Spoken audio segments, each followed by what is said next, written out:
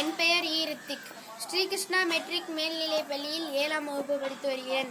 கல்லில் ஒலி எழுப்பி கடல் அலையில் நடனமாடி புல்லாங்குழல் வழியே புகுந்து சுவையாகி நெல்லில் மணிப்பழுத்த நிலைத்த பொருளாகி மெல்லியரால் மெல்லிதழில் வித்தார நகையாகி சொல்லுக்கு சொல்லோ சுவைகூட்டும் செந்தமிழே வாழியவே. சிந்தி வரும் மைத்துளியில் என்னை கூட சிந்து பாட வைத்த பைந்தமிழே வாழியவே.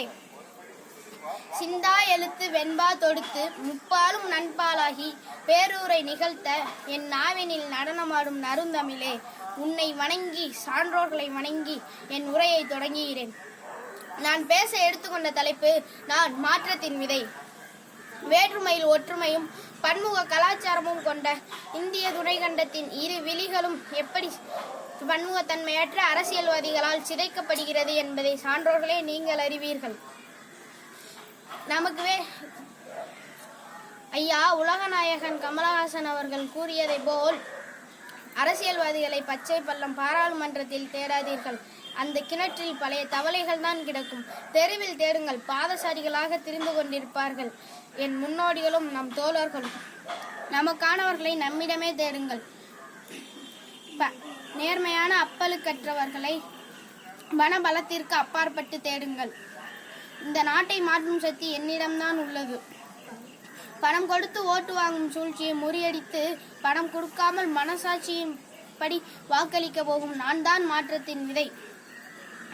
கைவிரலில் மட்டுமே மைக்கரை கொண்டு வேறு எந்த கரையும் படாமல் வாக்களிக்க போகும் நான் தான் மாற்றத்தின் விதை. இந்த உலகம் எங்கே போய் கொண்டிருக்கிறது? பிளாஸ்டிக் அரிசி, பிளாஸ்டிக் முட்டை என்று உணவு கூட இன்று பிளாஸ்டிக்கில்.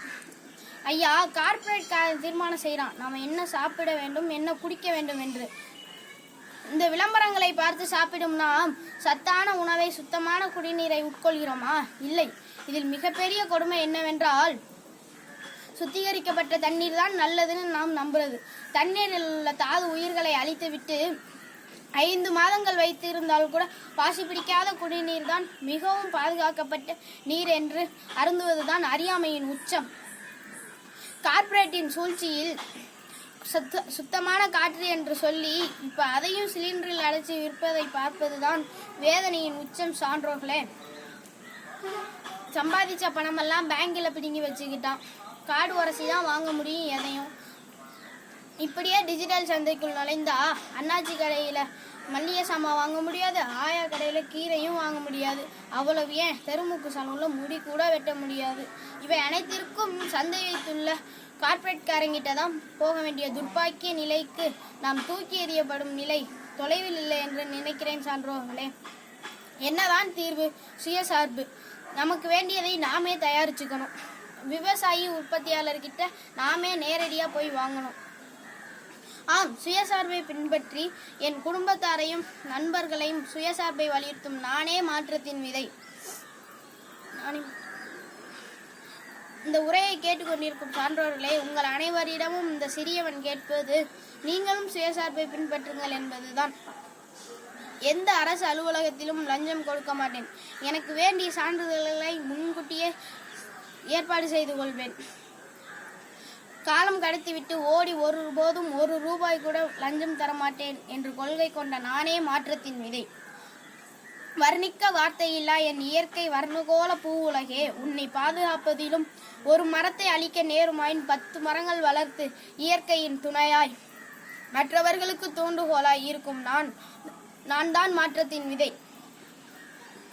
ஆங்கில மருந்து சாப்பிட்டு மனிதன் மலடானான். பூச்சிக்கொல்லி மருந்துக்கு ஆட்பட்டு மண்ணும் மலடாகிறது. இதை மறந்து இந்த உலகம் பறந்து கொண்டிருக்கிறது. ஐயா, நம்மாழ்வரின் வழி நின்று இயற்கை விவசாயத்தை அதிகப்படுத்த ஊக்குவிக்கும் நான் தான் நாளைக்கான மாற்றத்தின் விதை. எழுமின் விழுமின் உழைமின் என்பது உத்தம தலைவர் விவேகானந்தர் கூறியது.